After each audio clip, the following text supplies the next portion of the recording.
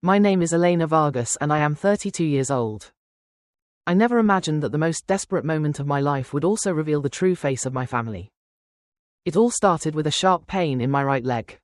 One of those you ignore at first because you think it is just temporary. But it was not. In just weeks the pain became unbearable. I could barely walk and every step felt like needles piercing through me. I went to the doctor alone with that heavy feeling in my chest before hearing bad news. The diagnosis was clear. I needed urgent surgery or I risked losing the mobility in my leg forever. The cost was 3,500 pesos. I did not have that money.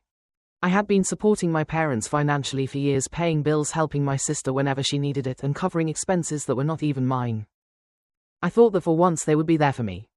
That same night I went to their house. I remember the uncomfortable silence before I spoke, the sound of the television in the background, and how my hands trembled while I explained everything. My parents refused when I asked for 3,500 pesos to save my leg. I never thought that phrase would become part of my story, but it did. My father did not even look at me directly.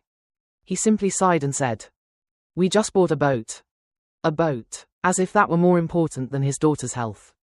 I waited for my mother to say something different, something to soften the blow, but she did not. She looked at me coldly and said, "A limp will teach you responsibility." I felt as if the air had been ripped from my chest. Responsibility. After everything I had done for them. My sister Valeria, sitting on the sofa checking her phone, let out a light laugh and added, "You will figure it out." Just like that. No empathy, no concern, only indifference. I left that house feeling more alone than ever. The physical pain was strong, but the emotional one was devastating. I walked as best I could to the bus stop with tears falling that I could not stop. In my mind I kept repeating the same thing. They do not care about me. That night I could not sleep. I stared at the ceiling thinking about all the times I had been there for them, every sacrifice, every time I gave up something. And now when I needed help they turned their backs on me. I did not know what to do. I did not have enough savings. I could not get a loan so quickly and time was running against me. The next morning, when I had almost lost all hope, someone knocked on the door of my small apartment. It was my brother Alejandro. We were not especially close, but he had always had a good heart. I noticed he was nervous, as if he did not know where to start. He came in, sat in front of me, and without beating around the bush said, "I sold all my tools. Here is 500 pesos. I was frozen. I could not believe it. Those tools were his livelihood. "What did you do?" I asked almost in a whisper. He shrugged, trying to downplay it, but his eyes said everything. "It is not enough, I know, but it is what I have. I am not going to let you lose your leg without doing anything." In that moment something inside me broke, but something also began to rebuild. While my parents had money and chose not to help me, my brother, who had practically nothing, gave me everything he could. I felt a mix of gratitude and guilt. I did not want to accept his money. I knew what it meant for him, but I also knew I had no other choice. I hugged him tightly, crying on his shoulder, feeling for the first time in days that I was not completely alone. That was the beginning of everything, although neither of us knew what was coming. The money from my brother was not enough, but it was the spark I needed not to give up. That same afternoon, with my leg trembling and my heart beating hard, I made a decision. I was going to fight for myself, even if I had to do it alone. I started selling the few valuable things I had, my laptops and furniture, even clothes I had barely used. It was not much, but every dollar counted. I also spoke with the hospital and explained my situation with complete honesty. To my surprise, one of the social workers listened to me carefully and offered me a payment plan and a small discount if I could gather an initial amount. For the first time in days, I felt there might be a way out. Still, I could not stop thinking about my parents and how, having the means, they chose not to help me. That wound did not heal easily, but something stronger was growing inside me. Determination. It was no longer just about saving my leg, but about proving to myself that I could move forward without depending on those who had failed me. My brother Alejandro stayed by my side, asking every day how things were going, offering to help in any way, even when he was clearly going through his own difficulties after selling his tools. His gesture not only helped me financially, it gave me back something I thought I had lost. Faith in family, or at least in one part of it. Intense days passed, full of calls, sales, and moments when I felt I would not make it. The pain in my leg got worse, and there were nights when I could barely sleep. But I kept going. Finally, after gathering what I could and with the hospital's support, I managed to schedule the surgery. I remember the exact moment I signed the papers.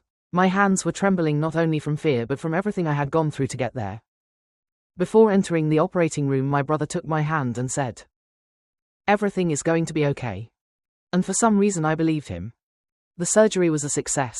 When I woke up the pain was different, but there was something new. Hope. The doctors confirmed that with rehabilitation I could fully recover my mobility. I cried, but this time not from sadness but from relief. I had been so close to losing everything, and yet I had made it. Not thanks to those I expected, but thanks to the one who had the least to give. The recovery was not easy. It was months of therapy, effort, and patience. Every small progress was a victory.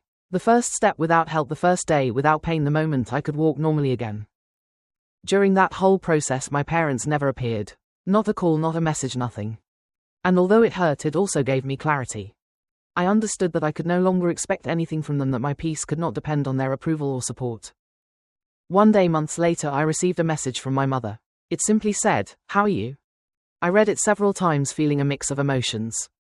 Before I would have rushed to reply with love, seeking to reconnect, but this time it was different.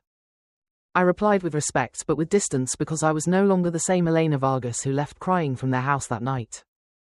Now I was someone who had learned the hard way, who was really by her side. With time I managed to stabilize myself financially again.